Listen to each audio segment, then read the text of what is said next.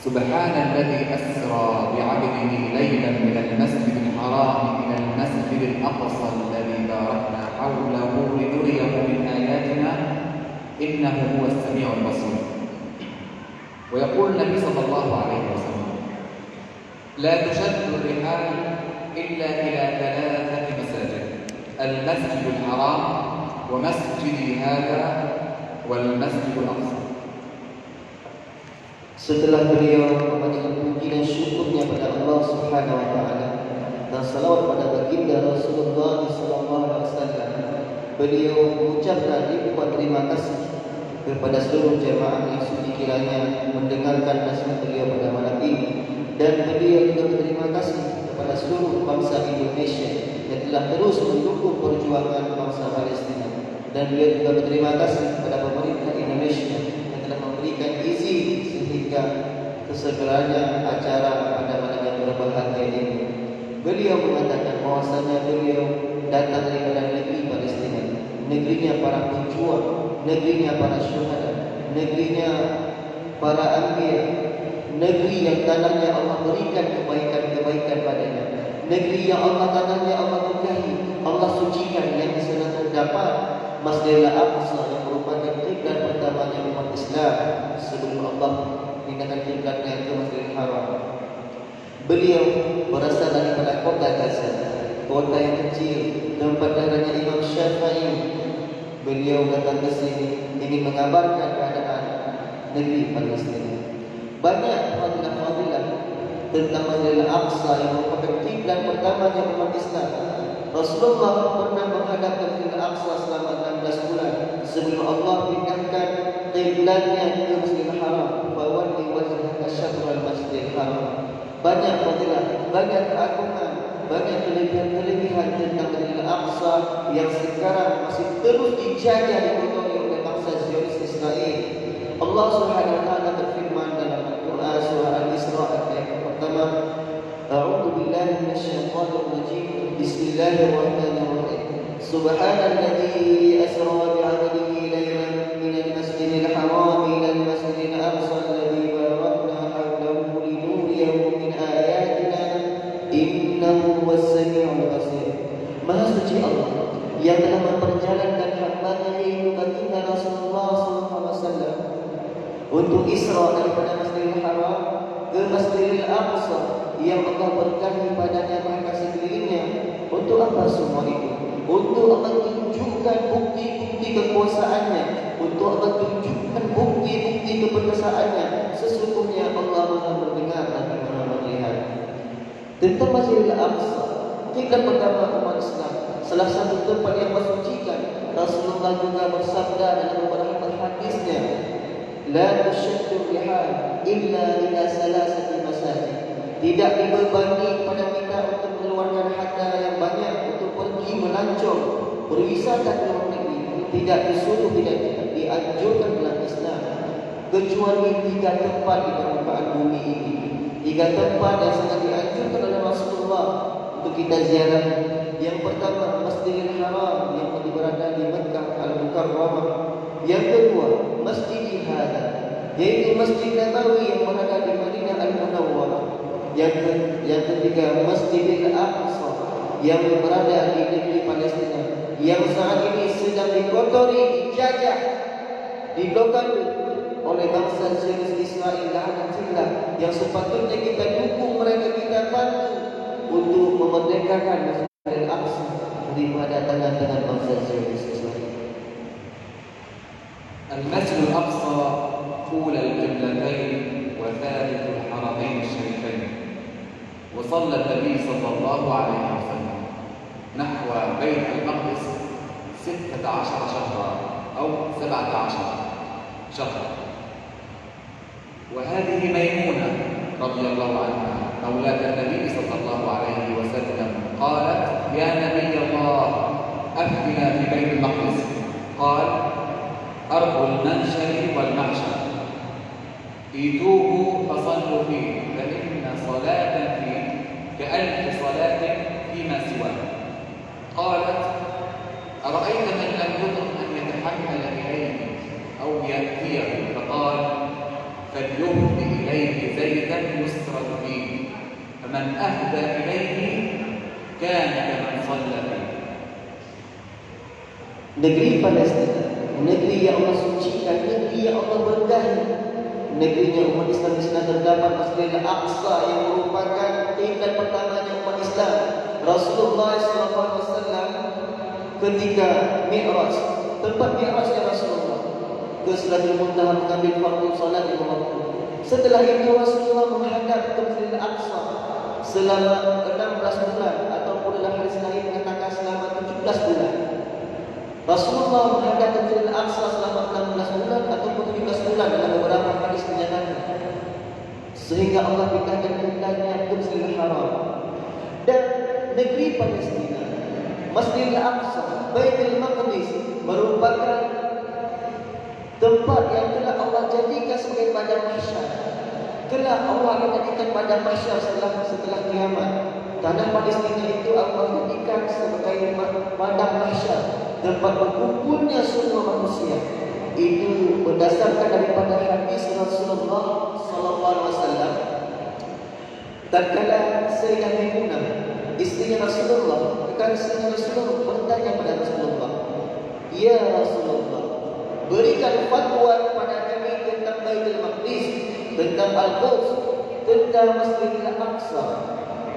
Lalu Rasulullah bersabda, "Masjidil Aqsa, Baitul Maqdis ialah tempat dikumpulnya seluruh manusia kelak di padang mahsyar. Maka datangilah ke sana dan salatlah dalam Masjidil Aqsa. Sesungguhnya barang siapa yang salat dalam Masjidil Aqsa sama dengan fadilahnya itu lebih utama, 1000 kali lebih utama daripada salat di masjid lainnya." Masya Allah. Lalu Sayyidah Maimunah bertanya kepada Rasulullah, "Ya Rasulullah, bagaimana jika kami tidak mampu ke sana?" Sayyidah Maimunah bertanya kepada Rasulullah, "Ya Rasulullah, bagaimana jika kami tidak mampu ke sana ya Rasulullah untuk salat dalamnya yang fadilahnya ini 1000 kali lebih baik daripada salat di masjid lainnya?" Lalu Rasulullah menjelaskan, "Berikanlah hadiah, berikanlah bantuan berupa minyak ke Masjidil Aqsa. Kirimkan bantuan berupa minyak ke Masjidil Aqsa. Dengan minyak tersebut dapat menghidupkan lampu-lampu Masjidil Aqsa, dapat menerangi Masjidil Aqsa. Barang siapa yang mengirimkan bantuan minyak ke sana, sungguh dia telah salat di Masjidil Aqsa yang fadilahnya itu lebih baik, 1000 kali lebih baik daripada salat di masjid lainnya." Para mufassir menafsirkan bahwasanya minyak pada saat itu yang bantuan yang diberikan, karena pada saat itu Masjidil Aqsa memerlukan cahaya untuk menerangi kawasan Masjidil Aqsa. Saat ini Masjidil Aqsa sedang dinistakan, dijajah, diblokade. Bangsa Palestina dizalimi di sana. Saatnya sekarang kita bantu mereka dengan harta dan juarakan kita. Berikan infak yang terbaik untuk mereka. Insya Allah infak yang kita berikan itu akan Allah gantikan dengan pahala 1000 kali salat. Fadilahnya 1000 kali berbanding dengan salat di masjid lainnya. الآن الإسرائيليون يحتلون أرض فلسطين كما تعرفون. إسرائيل والحركة الصهيونية في فلسطين، فهم يعملون ليلا نهارا من أجل أن يقدسوا ويمسحوا ويهودوا ويدنسوا المسجد الأقصى، فيقومون بعمل الحفريات تحت المسجد الأقصى زعما بأن هناك ما يسمى بهيكل سليمان. وأيضا شن الحروب كالحروب الثلاثة الكبيرة على قطاع غزة عندما أنا كنت موجود في غزة، وأيضا هدم المباني الفلسطينية كما ترون على الأثاث، وإنشاء مستوطنات ومباني جديدة إسرائيلية بمفهوم الاستيطان.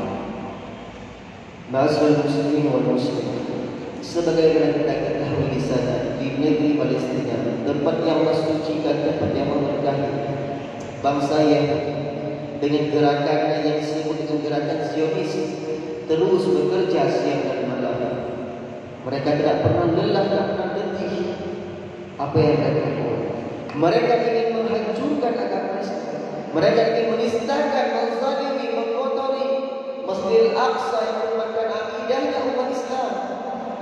Mereka ingin menghancurkannya, menghapus semua peradaban Islam, ingin menghilangkan semua jejak peradaban Islam, ingin menghilangkan semua syariat Islam di negeri Palestina.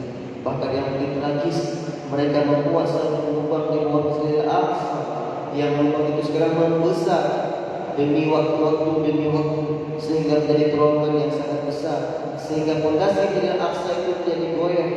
Mereka berdalih, tak dunia mengejar perbuatan mereka.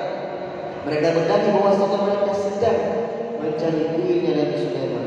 Tetapi itu bohong, itu dusta. Mereka tujuannya hanya untuk menghancurkan Masjidil Aqsa dan menembus sang juru penyelamat mereka, yaitu Masias Masih Dajjal.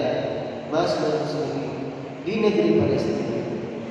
Negeri Palestina merupakan penjara terbesar bagi umat Palestina sekarang. Kenapa? Mereka dibangun dinding pemisah, diblokade, terkurung dalam negeri Palestina, tidak bisa mendapatkan sumber makanan, sumber minum. Penjara terbesar di dunia. Negeri yang Allah berkahi, mereka jadikan penjara. Mereka dipenjara di negerinya sendiri. Bahkan mereka sudah memerangi Gaza ketika beliau masih di Palestina. Negeri Gaza, negeri yang terus menjadi gempuran bangsa Israel, karena negeri tersebutlah, kota tersebutlah belum mampu dikuasai oleh bangsa Israel, yaitu kota Gaza. Kota Gaza ini para mujahid yang sangat luar biasa. Mereka hafiz Al-Quran.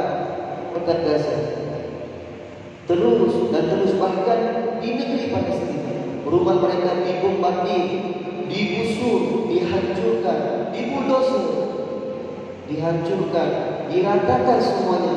Bahkan mereka masa Zionis Israel hendak ingin membangun kembali pemukiman orang Yahudi di sana. Bahkan pemukiman orang Islam dihancurkan semua. Sekarang kembali kepada kita, kepada akidah kita, kecintaan kita kepada mereka. Apakah kita mau bantu mereka? وظهرت أيضا في السنوات الأخيرة صفقة تسمى صفقة القرن، أمريكا وإسرائيل ضد الشعب الفلسطيني. وتلك الصفقة الخبيثة بمعنى تشريد الشعب الفلسطيني من أرض الرباط، من أرض الجهاد والاستشهاد، إلى صحراء سيناء بمصر، وإعطائه التعويضات بالمليارات، وأيضا هدم المباني الفلسطينية وجعل القدس عاصمة لإسرائيل، وإلغاء مبدأ العودة للاجئين الفلسطينيين الذين يسكنون خارج فلسطين.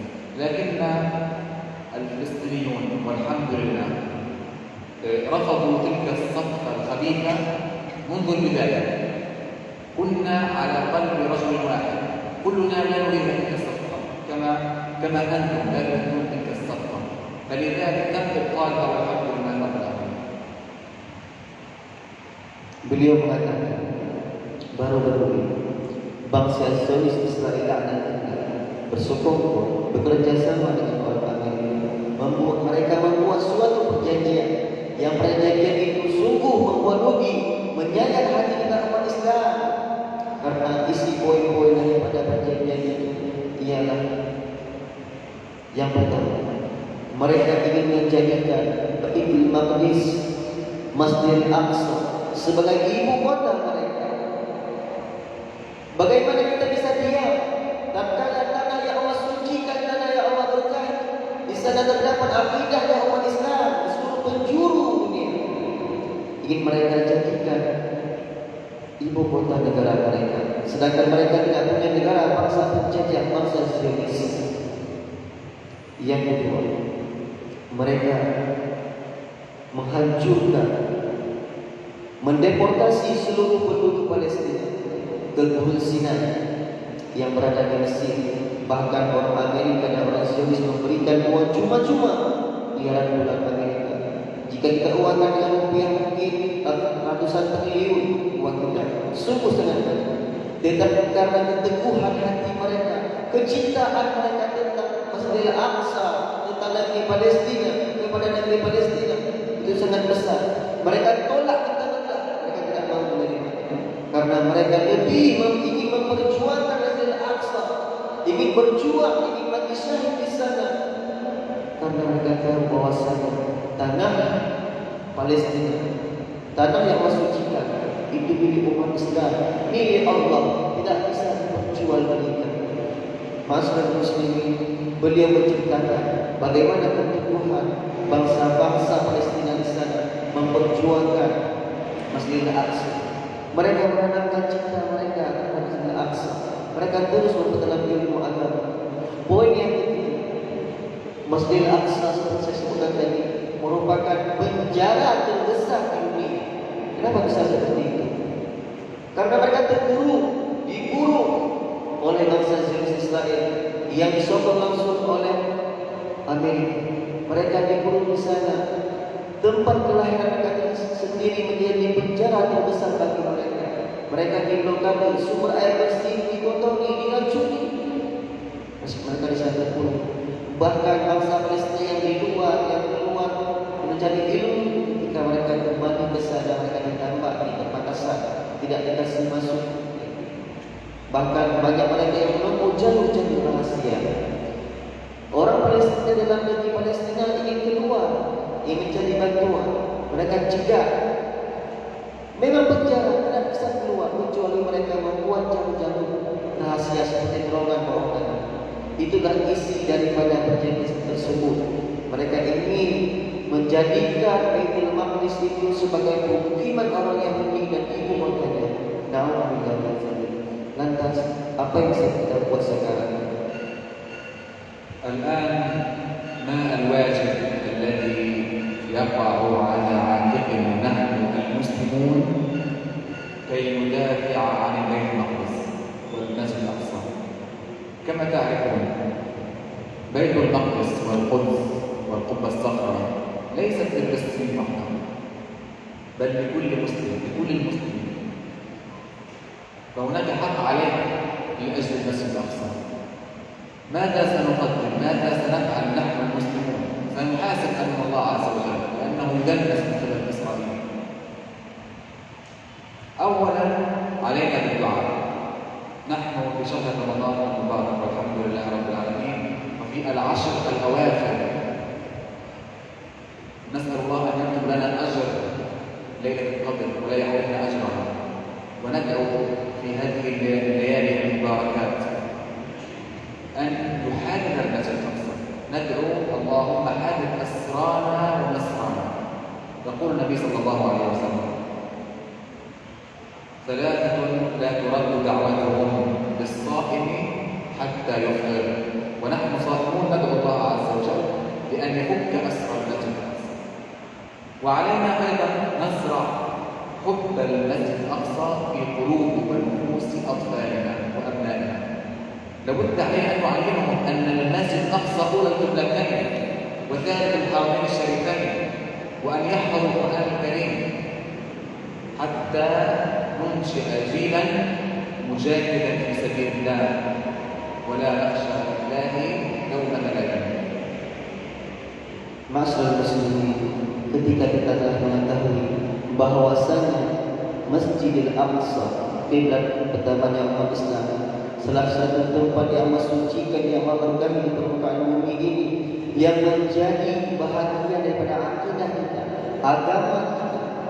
Lantas, apa kewajiban kita, tanggung jawab kita dan tugas kita kepada Masjidil Aqsa untuk memperjuangkan Masjidil Aqsa?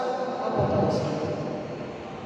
Yang pertama, tugas kita ialah mendoakan mereka. Allah memberikan kita kesempatan di bulan Ramadan, apalagi sekarang kita sudah berada di penghujung 10 akhir bulan Ramadan. Semoga kita bisa mendapatkan malam Lailatul Qadar. Malam inilah Rasulullah terus berusaha untuk meningkatkan ibadah dan berdoa pada malam yang penuh berkah di 10 akhir bulan Ramadan. Beliau mengatakan, terus doakan bangsa Palestina, karena bangsa Palestina di sana menjadi garda terdepan yang mempertahankan Masjidil Aqsa daripada tangan-tangan penista, tangan-tangan najis, Tangan-tangan yang zalim itu bangsa Israel. Mereka di sana dan mewakili kita di sana memperjuangkan akidah umat Islam di seluruh penjuru dunia. Doakan mereka. Semoga Allah berikan mereka pertolongan, ketabahan hati. Terus doakan mereka. Jangan pernah lupakan mereka. Karena Rasulullah SAW bersabda, "Salasatun la turaddu da'watuhum." Ada 3 golongan yang tidak pernah Allah tolak doanya. Liswaimi hatta yuftir. Golongan pertama itu kita muslimin, orang yang berpuasa, Allah kasih kesempatan berjumpa dengan bulan Ramadan, kita berpuasa dan doakan mereka. Sungguh doa kita tidak pernah Allah tolak. Mari terus doakan mereka. Yang kedua, apa tugas kita yang kedua setelah kita berdoa? Kita infakkan harta benda kita berupa uang maupun emas. Jangan pernah kita beli untuk memperjuangkan Al-Aqsa. Di sana mereka seperti penjara, memerlukan bantuan, memerlukan makanan untuk jadi energi mereka melawan bangsa Israel. Seperti sabda Rasulullah yang tadi saya bacakan, ketika kita berikan bantuan ke sana, sama dengan kita sudah salat di Al-Aqsa yang fadilahnya berbanding 1000 kali lebih baik daripada salat ini. Kita bantu mereka dengan jiwa, harta, benda kita. Bantu mereka. Yang ketiga, apa tugas kita untuk memperjuangkan Al-Aqsa? Yaitu pendidikan. Generasi seorang ayah, seorang ibu memiliki anak. Anak itu akan menjadi generasi masa depan. Jangan biarkan mereka lengah, jangan biarkan mereka lalai.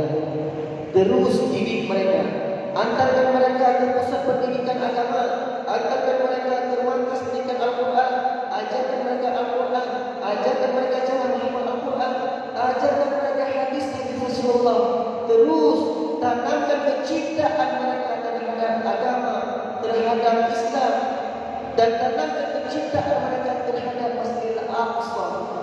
Terus ceritakan bagaimana saudara-saudari Al-Ayyubi membuka kembali Masjidil Aqsa daripada tentera Sahih. Ceritakan setiap malam, ceritakan dongeng, ceritakan cerita Islam, para pejuang Muhammad Al-Fatih. Ceritakan kepada generasi muda, karena generasi muda lah yang akan menjadi pejuang kelak. Terus dengan biarkan generasi muda kita lemah. Terus ajarkan mereka. Syekh menyebutkan bahwasanya kenapa negeri Gaza, kota Gaza tidak mampu diterobos oleh bangsa Israel, karena rahasianya mereka memang tidak bersenjata. Rahasianya mereka ini memiliki orang alim, banyak orang alim seperti Imam Syafi'i di sana, banyak orang hafiz, para pejuang di sana bukan orang sembarangan, hafiz, alim, dan orang yang selalu menjaga sampai waktu. Maka Allah kasih pertolongan kepada mereka. Beliau mana beliau pergi selalu bercerita kepada jamaah. Terus didik generasi masa depan, jangan biarkan mereka lalai. Ajarkan mereka Al-Quran, kecintaan mereka terhadap agama. Inilah yang akan menjadi senjata paling ampuh. Semoga melahirkan tokoh pejuang kelak di Aceh yang dapat memerdekakan, membebaskan Masjidil Aqsa daripada tangan para Zionis Israel. في هذا العام، في هذا رمضان المبارك، شهدت القدس مظاهرات جديدة. الإسرائيليون يريدون أن يمنعون الفلسطينيين من دخول باب العمود، لكن الفلسطينيون والحمد لله رب العالمين أرادوا أن يكسروا كلمة الاحتلال الصهيوني الإسرائيلي الغاشم، فكانت لهم كلمة ودخلوا باب العمود والحمد لله رب العالمين. وأيضا هناك خطيب إسرائيلي و3 إصابات حرجة وخطيرة. عندما نرى هذه المشاهد في التلفاز عن القدس والمظاهرات وباب العمود، القلب يكاد يبكي، القلب يكاد يبكي ويحزن من أجل القدس وأجل المقدس، لأنه شيء من جزء من ديننا، جزء لا يتجزأ من ديننا. كيف نسكت نحن المسلمون؟ كيف نسكت؟ كان الله في عون الإخوة الفلسطينيين ونسأل الله أن يرزقكم أنتم أيضا الجهاد، أن تنالوا شرف الجهاد على أرض المسلمين. Beliau mengatakan baru-baru ini ketika bulan Ramadan, dalam bulan Ramadan beliau saat itu sedang melakukan safari bersama kami. Dalam mobil beliau menerima WA daripada saudaranya di sana bahwasanya bangsa Zionis Israel menutup pintu utama masuk ke Masjidil Aqsa yang disebut dengan pintu Amur. Pintu Amur. Mereka membuat blokade. Mereka tutup semua akses jalur ke Masjidil Aqsa supaya Masjidil Aqsa tidak dilaksanakan qiyamul lail, supaya bangsa Palestina, umat Muslim di sana tidak bisa beribadah di bulan Ramadan dalam Masjidil Aqsa. Pada saat itu bangsa Palestina bersumpah mereka dari Allah. Mereka bersumpah akan turun ke depan Masjidil Aqsa. Mereka usir semua dengan tangan kosong, dengan batu. Mereka lawan tentara Israel dan Zionis yang penuh dengan senjata lengkap. Alhamdulillah, berselang beberapa jam Masjidil Aqsa kembali dapat dibebaskan oleh bangsa Palestina. Alhamdulillah, hingga sekarang kembali dapat dilaksanakan salat tarawih dan qiyamul lail sebagaimana mestinya. Alhamdulillah. Itu karena perjuangan mereka di sana, berjuang mati-matian, berjuang dengan tumpah darah mereka. Mereka bersumpah dari Allah ingin melindungi Masjidil Aqsa daripada tangan bangsa Israel. Lalu ketika 2 malam yang lalu kami berada di Aqsa, beliau juga mendapatkan berita terbaru. Alhamdulillah, saudara beliau ini, saudara Mujahid, alhamdulillah dapat memerangi, melemparkan seperti bom buatan, lemparkan ke tempat penjagaan tentara Zionis.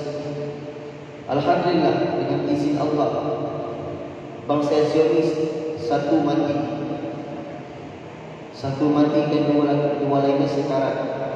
Itu merupakan berita gembira bagi umat Islam, karena umat Islam terus berjuang membunuh orang-orang Yahudi yang mereka itu penjajah bangsa Palestina, bangsa yang dikecam oleh seluruh dunia. Jangankan umat Islam, bangsa lain pun mengecam orang Yahudi, tetapi karena sokongan mereka dari Amerika yang kuat. Beliau mengatakan, terus dapatkan informasi daripada media massa, daripada media-media tempat terus pantau, terus cari informasi. Jangan biarkan bangsa Palestina di sana berjuang sendiri. Mereka di sana banyak anak-anak yang ditawan, anak-anak ditangkap, ibu jadi janda, anak jadi yatim, bahkan anak-anak di sana menangis siang dan malam. Jangan biarkan. Ketika mereka menangis, ketika mereka melakukan di sana, apa mungkin kita di sini cuma diam saja, sedangkan mereka di sana berjuang memperjuangkan akidah umat Islam, milik umat Islam di seluruh penjuru dunia. Apakah boleh kita diam saja? Tidak boleh. Kita juga harus berjuang seperti mereka. Kita bantu mereka, kita berjuang seperti mereka. Bahkan di Palestina, kebiasaan mereka itu setiap malam setiap malam mereka itu saling berpamitan kepada saudaranya. Ayah berpamitan mohon maaf pada anak, anak kepada ayah, anak kepada ibu, istri pada suami, karena mereka tahu esoknya mereka itu belum tentu bisa hidup kembali, karena setiap malam bunyi bom mati, serangan bangsa Israel terus digempur siang dan malam. Mungkin kita di sini bisa tidur nyenyak, menikmati Ramadan dengan berkah dan hikmat. Di sana belum tentu. Mereka terus mendengar gemercikan senjata dan dentuman bom. Sesusah-susahnya orang Aceh tidak seperti mereka. Susah kita bisa masih makan, mereka belum tentu bisa makan. نشكر الله عز وجل أن جمعنا بكم في هذا المكان الطيب المبارك، ونشكر أيضا المؤسسات والجمعيات واللجان الخيرية التي قدمت ولا زالت تقدم المساعدات والخدمات الإنسانية من أجل دعم صمود وثبات وبقاء الشعب الفلسطيني على أرض فلسطين، مثل آسيتي أتشي الذي قدمت للشعب الفلسطيني الكثير من المساعدات والخدمات. نسأل الله أن يجعل ذلك في ميزان حسناتكم وأن يبارك فيكم وأن ينفع بكم. جزاكم الله خيرا والسلام عليكم ورحمة الله وبركاته. Akhirnya beliau mengucapkan ribuan terima kasih kepada seluruh bangsa Aceh, kepada jamaah yang berhadir di masjid ini yang telah menginfakkan hartanya. Dengan harta tersebut menjadi bekal bagi mereka di sana untuk bersabar, bertahan hidup, memperoleh energi untuk memperjuangkan Masjidil Aqsa yang merupakan akidah kita umat Islam. Beliau mengucapkan ribuan terima kasih. Semoga bantuan kita menjadi saksi kelak Allah Subhanahu Wa Taala. Tatkala Allah bertanya kepada kita, apa yang telah kita perbuat untuk membantu mempertahankan Masjid Allah Masjidil Aqsa? Harta yang berinfak untuk menjadi saksi kelak kepada Allah Subhanahu Wa Taala. Dan akan berat dan akan menjadi timbangan berat kebaikan kelak di sisi Allah Subhanahu Wa Taala yang menjadi sebab kita semua masuk surga. Dan beliau juga sangat terima kasih kepada Badan Kemanusiaan Aceh yang terus menjadi sarana untuk tersampainya bantuan kita umat Islam ke sana. Alhamdulillah, Aceh telah membuka cabang kantornya di Palestina. Jadi kita lebih mudah untuk mengirimkan bantuan. Kita di sana ada buat beberapa program. Sebenarnya kita ada video yang patut kita lihat sama-sama. Karena itu video itu sebagai informasi bagi kita.